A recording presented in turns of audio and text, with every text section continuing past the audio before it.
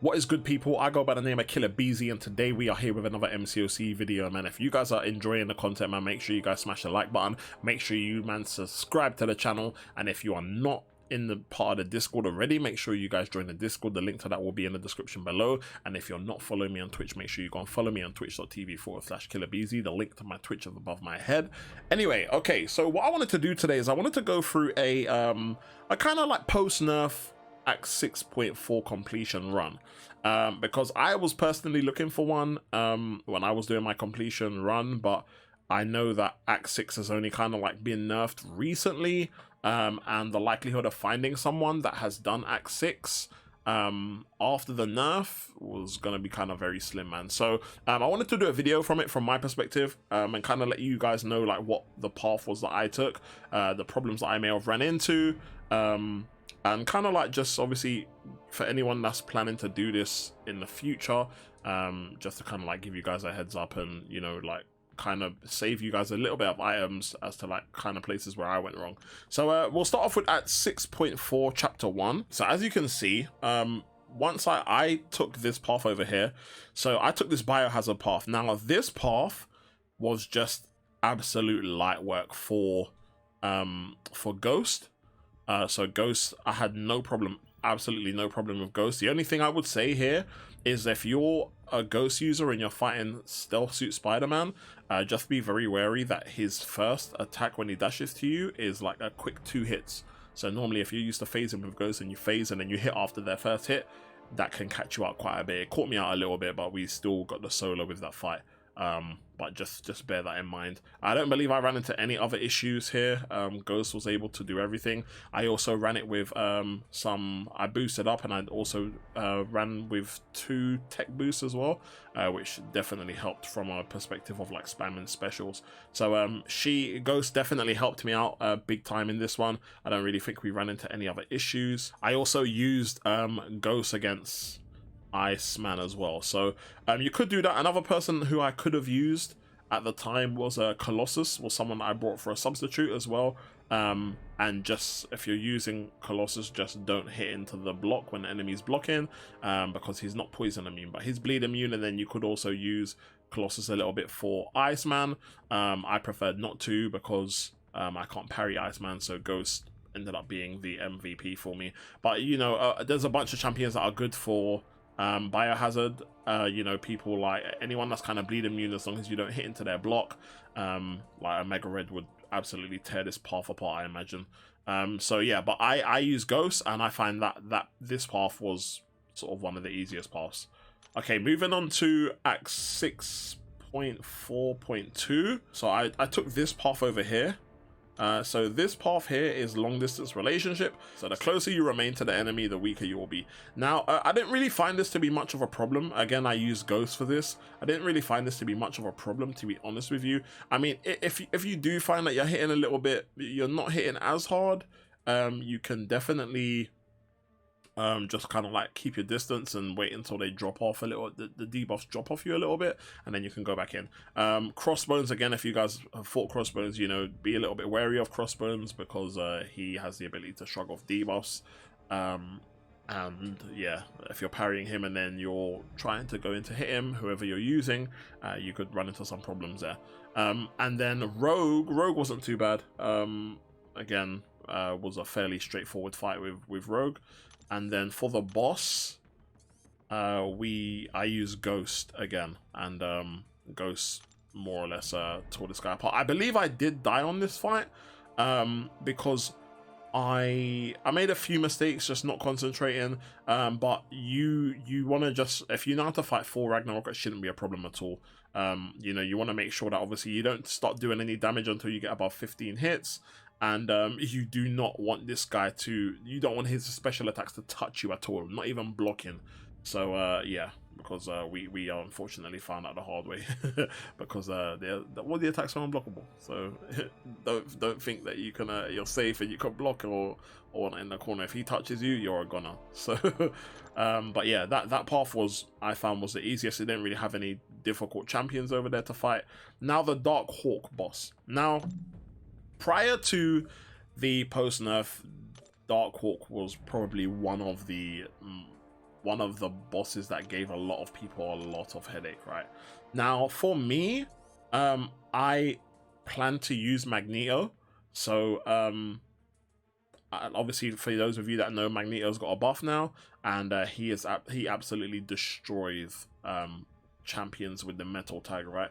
So we use kind of Ghost to clear paths here. Ghost, again, for me, was an absolute MVP. Let me just look at the actual global node for this. So so it was True Strike and Aggression and Cruelty.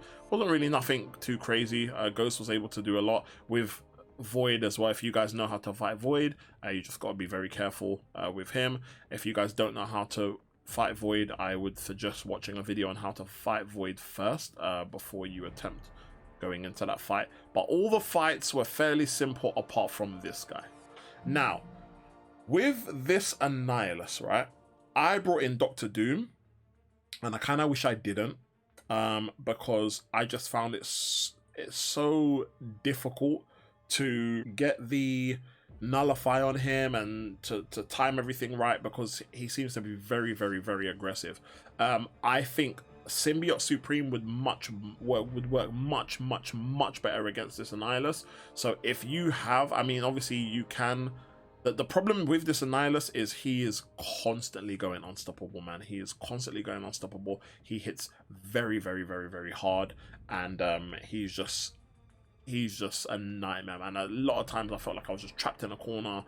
You know, like it was just an absolute nightmare. So whereas like I feel like when you bring in someone like Symbiote Supreme, you don't have to force yourself so much to force the play to try and get the nullify, and then worry about whether the nullify is going to expire before you can get the next nullify on there, or before he goes unstoppable, because with Symbiote Supreme it applies automatically. So for me, I kind of felt like Symbiote Supreme would have worked much more better in my favor in this fight. So if you guys have Symbiote Supreme, I would heavily recommend you bring in Symbiote Supreme over Dr. Doom. That's just my opinion.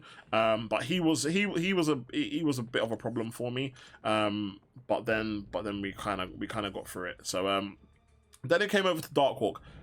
Magneto absolutely just smashed the floor. I was a bit worried that when Darkhawk was going to be spamming his L1s, we were going to take quite a lot of block damage, but we didn't. Magneto, like that the damage was really, really minimal. I mean, like, you'd be lucky if like 1 to 2% comes off your health. So, you know, Magneto, just going in there with Magneto. If you know how to play Magneto, you don't have to worry about taking damage from blocking the L1s. And yeah, it's just an easy game, really. So so that was pretty much a easy time. I was contemplating bringing obviously Human Torch as backup, but I was quite confident that Magneto could do the job. So we kind of went with Magneto. Right, so for 6.4.4, we took this path over here to the left. Now, again, to be fair with you, Ghost kind of more or less ran through a lot of these, man, because with this and the Icarus node, literally the nodes itself was literally just fueling Ghost. It was just making Ghost stronger and stronger and stronger and stronger. And like anything, there are multiple champions that you can use for different things or whatnot. I'm the type of person, for me, if I know a champion makes a piece of content like a walk in the park, I'll just wait until I get the champion, rather than paying out or more units to try and forcefully to get myself through content just to do it and rush it quickly, you know. So for me, Ghost was an absolute MVP here, man. She literally just ran through everybody. Again, one thing to note, if you guys are not amazing Ghost players, for Gladiator Hulk, you just want to watch out for when he is about to have the smash buff on him, because obviously if he has that smash buff and you go to hit him, it's almost like him being unstoppable, and he can basically hit you through that. So you don't want to get caught out by that. And again, like I said earlier with Stealth Suit Spidey, if you guys go to the medium, if he goes to the medium and you're phasing, just remember that it's going to be two hits. So you want to wait for the first 2 kicks to go, then you intercept him. And then you had Miles Morales, which wasn't a problem. You just want to, when you're phasing, you just want to make sure you do 1 hit and phase back. But yeah, everyone else wasn't really a problem. Same with Wasp. with Wasp, you want to fight Wasp like you're fighting a Spidey when you're using Ghost. So literally like the one dash medium and then dash back. The one dash medium. Obviously when Wasp uses a heavy attack or uses a special, and she's got the little grey circle countdown, you can do your full combos or whatnot. And then when that grey circle disappears, you want to go back to hitting her with one hits and then backing off. And then for the boss, I used Dr. Doom. This was probably one of it was probably between this fight and the Darkhawk fight. I feel like it was this one though. This one was probably one of the quickest bosses. She was just Dr. Doom just took her down very, very, very quickly. One of the things I did when I done this was literally just I made sure that I just baited out the L1s, because when she goes into her binary state and she hits you with that L2, it goes unblockable, and those beams at the end I really struggle to evade. So I didn't want to have to deal with that, so I literally just baited out L1s, and yeah, I found it a very very simple takedown. So then we move over to 6.4.5, where we had to fight the Adaptoid. The paths I didn't find bad at all. I mean, you guys can look at the nodes and whatnot. For me, Ghost just absolutely cleared everything. Ghost absolutely ran through everything. But there aren't, it doesn't have to be Ghost, you know, like there wasn't particularly anything too crazy to deal with. But for me, Ghost, I just wanted someone that was a damage dealer, and you know, I didn't have to worry about debuffs. Obviously, if you guys are fighting nodes like Biohazard or whatnot, you can bring champions just to counter the nodes, and if you're fairly skilled, I'm a very average skilled player, so if you guys are really skilled, you know, you could obviously just bring champions to counter a node, and as long as it's a straightforward champion, like on this path, there's nothing too special about majority of these champions. Obviously you do have like some people, like for instance for this I use Ghost on all of these fights, but for something like this it would have been much more beneficial for me to just bring Magneto and use Magneto. So that's what I would have done differently if I was to do this again. So for any of you guys, any opportunity where you are fighting metal champions, I would heavily suggest bringing Magneto just to deal with those fights, because he makes those fights, he makes such light work out of those fights. So that would have been the only thing that I done differently. I didn't really run into any problems with anyone here. A guillotine can be a bit of a pain, but again, if you run in with Magneto, that's what I should have done, and I didn't do that. I just used Ghost for all of the fights, but I would definitely recommend if you have Magneto, bring in Magneto, and he would make absolute light work of this. Now for the actual main boss, I actually used Stealth Suit Spidey, because every time the boss throws a special, the boss goes unstoppable. And if you're using Stealth Suit Spidey, or you could use She-Hulk, anyone with the ability to apply the slow debuff on your opponent will make this fight a lot of light work, man. If I had She-Hulk, I probably would have brought in She-Hulk. I really do like She-Hulk and like the way She-Hulk plays. But yeah, anyone with a slow debuff would make light work of this fight. Unfortunately for me, my only champion I have with that is I do have a Spider-Gwen, but my Stealth Suit Spidey is rank 5, so it kind of made more sense to use Stealth Suit Spidey, and he made light work of that. And then we had, now for the final chapter here, I wasn't really too sure what I wanted to do, if I'm being honest with you. Now this was the team that I went in with. I was kind of contemplating a few paths, and then a big shout out to MSD. We kind of decided to go over this path. MSD kind of like shouted me out and kind of said, look, this is probably the best path to take. Now with this Annihilus, Dr. Doom is fine to handle this Annihilus. This Annihilus is like way less aggressive. It's not as aggressive as the other one that we fought earlier, so Dr. Doom can handle this one just fine. I think any Mystic champion that you can kind of deal with champions with buffs and whatnot will be able to manage this fight. Dr. Doom's just a really good champion to use for the Grandmaster, so it kind of made sense to just use him, bring him along, and I could use him for the Grandmaster and for champions like Annihilus that may give me problems. So over here, I kind of pretty much use Aegon in this path. I use Aegon for all fights. As you can see, the node wasn't too bad. The only thing to watch out for was Tenacity. Tenacity was the only kind of thing that made me have a bit of anxiety about using Aegon on here, to be honest with you, because I was so used to parrying and hitting, and you can't really do that on this. You know, if this is where like intercepting and like whatnot really comes into play here. You can just be patient. I try to be patient in most fights and just play it safe, and you know, hitting into the block with Aegon and kind of like trying to intercept here and there. You know, obviously countering special attacks and whatnot. So it can be done without having to rely on parry. I'm not that great at intercepting, so parry is a really big thing for me. But you know, all of these fights were straightforward. I used Aegon for everyone here. Then when I got to Annihilus, I used Dr. Doom for that fight. Then I went back to using Aegon. I used Aegon for Vision Arcus as well. I use Aegon for Carnage, for Captain Marvel. Yeah, I literally this whole path I use Aegon for, apart from Annihilus. Annihilus was the only one where I switched out to using Doom. And then we had the Grandmaster.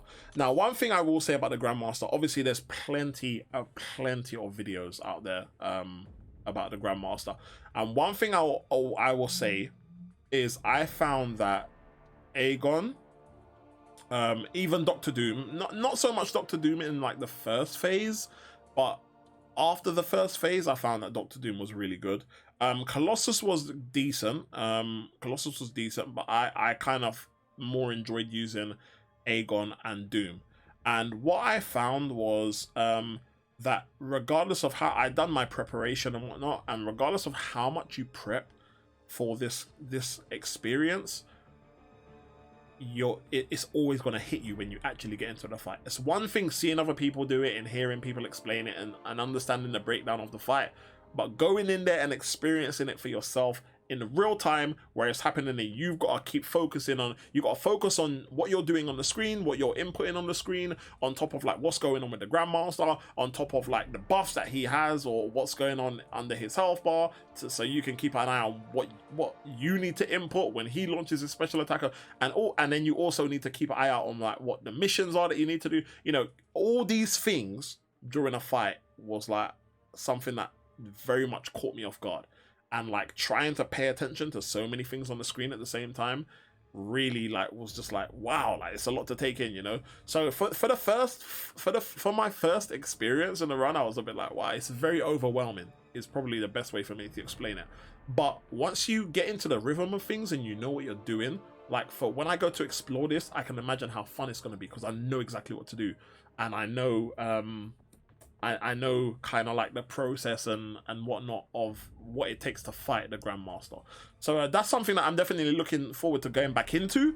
But I'm not gonna lie to you, going in there in your first run, it's a lot to be aware of when you go into the fight. That's the most I'll say, man. But yeah, so it was definitely not too bad for me. I had no revives.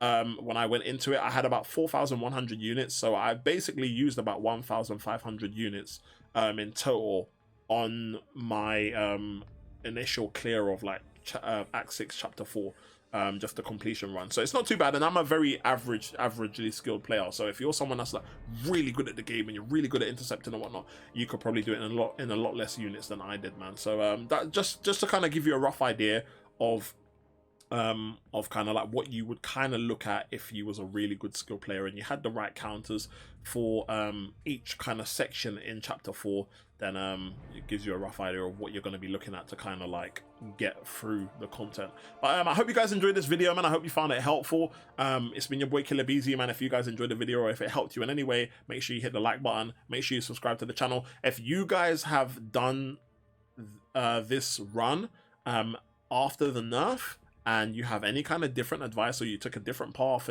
or you had a different counter and you found that worked for you, make sure you put it in the comments below. But thank you guys for watching the video, man. It's been your boy Killer Beezy. I'll see you guys in the next video, man. Take care for now, guys. Peace.